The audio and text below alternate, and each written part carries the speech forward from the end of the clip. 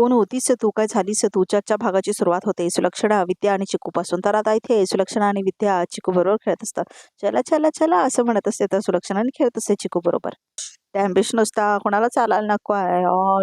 काय झालं असं म्हणत असते सुलक्षणा. तेवढ्यातच अमृता येते आणि म्हणते, काय करतो आमचा चिकू? येतो शे असं म्हणते आता अमृता. आणि आता ती खेळत असते चिकूला. तर सुलक्षणा म्हणत असते डॅम्बिश कुठला, आणि आता विद्या सुद्धा त्याला हसवायचा प्रयत्न करत असते. तेवढ्यातच चिकू सू करतो आता अमृताच्या अंगावर. अगं बाई असं म्हणते तर सुलक्षणा. शू केली काय काय असं म्हणते सुलक्षणा. अरे लबाड, नुसतं शुशू करतो का? काय हरकत नाही, लहान आहे तो असं म्हणते आता अमृता. सू केली का असं म्हणते आता कावेरी. सॉरी आणा इकडे असं म्हणते आता कावेरी. नाही सॉरी का म्हणताय कावेरी बहिणी, लहान आहे तो, होतं असं असं म्हणते आता अमृता. पण नुसतं सॉरी म्हणून चालणार नाही बरं का असं म्हणते आता सुलक्षणा. आता काहीतरी द्यावं लागेल हिला, एखादा ड्रेस, साडी किंवा दागिना असं म्हणते आता सुलक्षणा. का बाई तुला सांग बरं असं म्हणते आता सुलक्षणा. नाही हो नाही, याची काही गरज नाही आहे, मी जरा साफ करून येते असं म्हणते आता अमृता. तर आता चिकू मात्र खूप रडत असतो. तर आता रात्र झालेली दाखवले. हा बोला काकांनो असं म्हणून कावेरी आता फोनवर बोलत असते. गावाला यायचं बघ जरा असं म्हणतात ते काका. इथे सगळे वाट बघतायत तुझी. पण काका नो, तुला सांगितलंय ना त्या दिवशी, सगळा मॅटर आता शांत झालाय. कशाला तिथे राहतेस, ये इथे निघून असं म्हणतात ते काका. फॅक्टरी सुरू करायची आहे ना, सगळं गाव तुझ्या वाटेकडे डोळे लावून बसलंय. आता तूच तर आमची आशा आहेस बाई. मी आणि माधवीने मिळून आपल्या यशचं अमृता बरोबर लग्न ठरवलंय. हे सगळं आठवतं आता कावेरीला बोलताना काकांबरोबर. कसं तिने ओठी भरलेली असते, कसं लग्न ठरलेलं असतं यश आणि अमृताचं. तर आता विद्याने म्हटलेली असते ना यशला की साथ सोडू नका कावेरी बहिणीची, मला दिलेलं वचन नाही मोडू शकणार म्हटलेलं असतो त्याच्यावर यश. सगळं आठवतं आता कावेरीला. ठीक आहे काकांनो असं म्हणते आता कावेरी. मी येते. ना ना मी बाबांचं फॅक्टरीचं स्वप्न विसरले ना त्यांना दिलेलं वचन. लवकर ये असं म्हणतात ते काका. काय करू मी असं म्हणते आता कावेरी. कशी निघू इथून? तर आता कावेरी आरशात बघत असते. काय करू मी असं म्हणत असते ती आरशात बघून.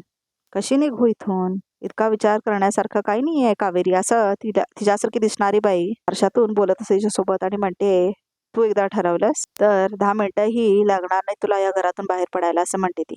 तर आता कावेरी म्हणते, पण चिकू, हा चिकू नाही यश, खरं कारण तो आहे असं म्हणते आता तिची हुबहूब दिसणारी बाई. तिच्यामुळे तुझा पाय हा घरातून निघत नाहीये. पण एक गोष्ट विसरतेस तू, यशसाठी अमृताच परफेक्ट आहे. ह्या घराला जशी सून हवी आहे तशी अमृता आहे, तू नाहीस. त्यामुळे तुझी खरी कर्तव्य आठव आणि निघून जा इथून. बरोबर बोलतेस तू असं म्हणते आता कावेरी. मी इथे राहिले तर यश अमृताला कधीच स्वीकारणार नाही. मा दुःखी होतील आणि याला कारण मी असेन असं म्हणते आता कावेरी. आणि मला असं नको आहे.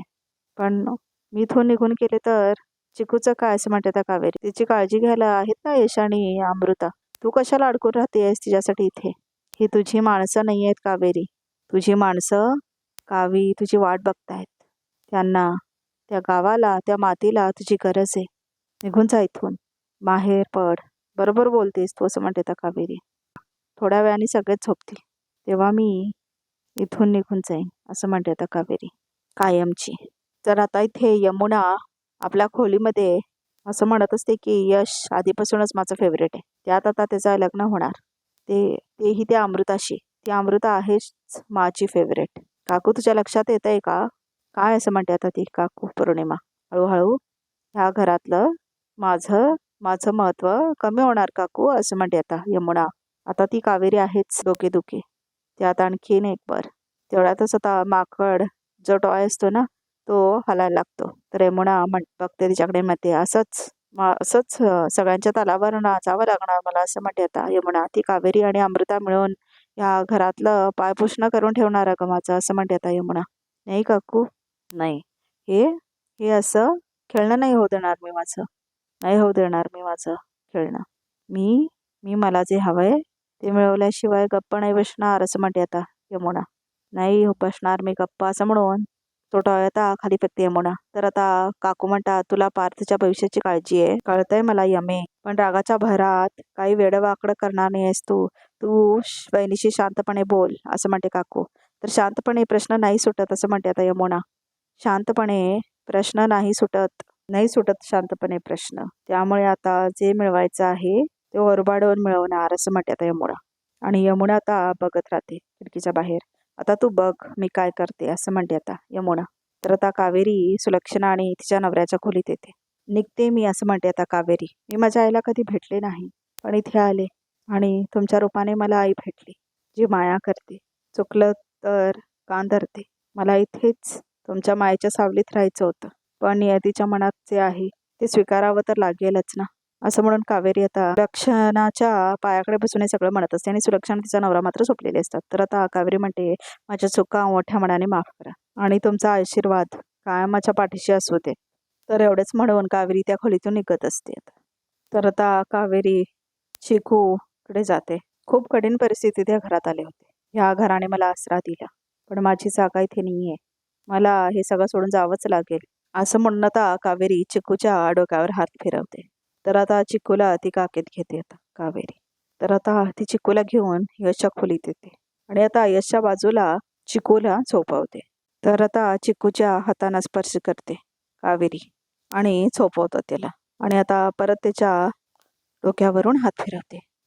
काऊचं बाळ माझं कधी झालं आणि मी त्याची आई कधी झाले ते कळलंच नाही असं म्हणते आता कावेरी. चिकू बाळा, मी तुला खूप मिस करेन. आणि आता कावेरी यशकडे बघते. मला माफ करा, पण चिकूच्या बाबतीत माझा फक्त तुमच्यावरच विश्वास आहे यश, म्हणूनच त्याची जबाबदारी तुमच्यावर सोपवून जाते असं म्हणते आता कावेरी. आता ती यशचा फ्रेंडशिप बँड दिलेला असतो ना, वाहिलेला हँडकरचीफ, त्याच्याकडे बघते आता कावेरी. फ्रेंडशिप बँड असं म्हणून बांधलेला असतो ना तो आता तिच्या हाताला, ते आठवतात तिला. तर आता कावेरी तो फ्रेंडशिप बँड काढते आणि आता यशच्या बाजूला ठेवते त्याच्या उशाखाली आणि तिथून निघून जाते. जाता जाता परत ओळून बघते आणि आता खोली बाहेर जाते ती. तर आता देवासमोर येते आता कावेरी आणि आता हात जोडते देवासमोर. देवी आई, तू नेहमी माझ्या पाठीशी उभी राहिलीस, मार्ग दाखवत राहिलीस, संकट दूर केलंस. आज पुन्हा माझा हात धर आणि मार्ग दाखव. तर आता तेवढ्यातच कुणाचा तरी शॅडो दिसतोय बघा प्रेक्षक हो. आणि आता एका बुट्टीतून साप आणलेलं असतं, जे कोणी असतं, ती यमुना असू शकते किंवा अमृताई असू शकते बघा प्रेक्षक हो. आणि आता तो साप आणून त्या बुट्टीतून बाहेर काढतात. शेवटचं मागणं मागते तुझ्याकडे असं म्हणते आता कावेरी देवाकडे. मी इथून निघून जाण्याचा निर्णय घेतलाय, मला परवानगी दे असं म्हणते आता कावेरी. तर आता चिकून ती असते ना, ती यशच्या खिडकीकडे येते आणि आता ती साप सोडते यशच्या खोलीमध्ये त्या खिडकीतून. तर आता तो साप शिरतो यशच्या खोलीमध्ये आणि आता इथे कावेरीला देवी आई थांबून घेते. म्हणजे आता कावेरीचा जो पल्लू असतो ना, तो देवीच्या त्रिशूळामध्ये अडकतो आणि ते साप पण येतो आता यशच्या खोलीमध्ये, जिथे यश आणि चिक्कू झोपलेले असतात तिथे. तर आता कावेरी ओळून बघते तर काय, तिचा पल्लू मात्र त्रिशूळात अडकलेला असतो आणि आता इथे नागसाप मात्र चिक्कूच्या बाजूला जाऊन बसतो बरोबर. तर आता आपला पल्लू काढून घेतो कावेरी त्या त्रिशूळमधून. देवी आई, का थांबवतेस तू मला? तर तेवढ्यातच चिक्कू जोरजोरात रडायला लागतो. तर आता कावेरीला ऐकायला येतो चिक्कूचा आवाज. चिक्कू असं म्हणते आता कावेरी आणि आता पळत पळत जाते कावेरी चिक्कूकडे, यशच्या खोलीकडे. तर आता कावेरी बघते तर काय, नाग साप आपला फणा काढून बसलेला असतो चिक्कूच्या बाजूला. तर बघा प्रेक्षको, हा काय खरा साप नाही आहे, हा ग्राफिक्सने बनवलेला साप असतो आणि चिक्कू मात्र खूप रडायला लागलेला असतो. आता चिक्कू मग जोरात ओरडते आता कावेरी आणि आता तिचा आवाज ऐकून यश पण उठतो आणि बघतो तर का बाजूला नागसाप बसलेला असतो चिक्कूच्या बाजूला. तर आता यश उभारतो आणि लाईट लावतो आणि आता इथे कावेरी चिकूवर थोपटं घालते आणि आता इथे यश काठी घेऊन येतो आणि आता तो नागसाप त्या काठीवर चढतो आणि आता कावेरी चिकूला घेते आणि आता त्या नागसापाला बाहेर टाकतो यश. तर आता कावेरी चिकूला घेऊन बघत असते आणि आता यश येतो कावेरीकडे. तुम्ही आणि चिकू इथे माझ्या रूम मध्ये? ही खिडकी तर बंद करून झोपलो होतो मी असं म्हणत होता यश. उघडली कोणी? यश असं म्हणते आता सुलक्षणा. सगळे येतात आता यशच्या खोलीत. तर आता सुलक्षणा, अमृता आणि यमुना मात्र येतात. तर आता सगळेजण बघतात कावेरीला आणि चिकूला तिथे. आणि तू इथे काय करतेस चिकूला घेऊन असं म्हणते आता सुलक्षणा. यश, मला सांगशील का काय झालंय ते असं म्हणते आता सुलक्षणा. पोटात दुखतंय चिकूच्या असं म्हणतो आता यश. म्हणून कावेरी चिकूला माझ्या रूम मध्ये घेऊन आले.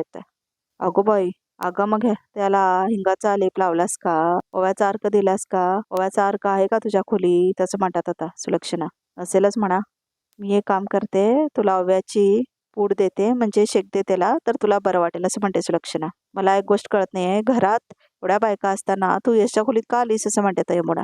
तर आजचा भाग इथेच संपतो. तर बघूया तर रिकामध्ये काय आहे ते. तर आता इथे कावेरीला व्हिडिओ येतो. तर त्या व्हिडिओ प्रमाणे अमृता सुलक्षणाच्या पिशवीमध्ये तो हार टाकलेली असते, ज्याचा आळ सुलक्षणावर आलेला असतो आणि माधवीच्या व्हिडिओमध्ये मुळे ती वाचलेली असते ना, तोच व्हिडिओ बघा प्रेक्षक. ह्या खोटारड्या मुलीला मी यशच्या आयुष्यात येऊ देणार नाही असं म्हणते आता कावेरी. तर आता कावेरी तो व्हिडिओ घेऊन जाते आणि म्हणते सुलक्षणाला की मा तुम्हाला एक व्हिडिओ दाखवायचा आहे, पण तर आता अमृता तिथे असते त्यामुळे पण म्हणते. तर आता सुलक्षणा म्हणते अमृता धर्माधिकाऱ्यांची होणारी सोडे, आम्ही दोघी बघू. आणि मग आता सुलक्षणा पण बघते तो व्हिडिओ आणि आता अमृता मात्र उभारते. तर प्रेक्षक रिकॅप सुद्धा इथेच संपतो. तर ह्या चॅनलला नक्की सबस्क्राईब करा.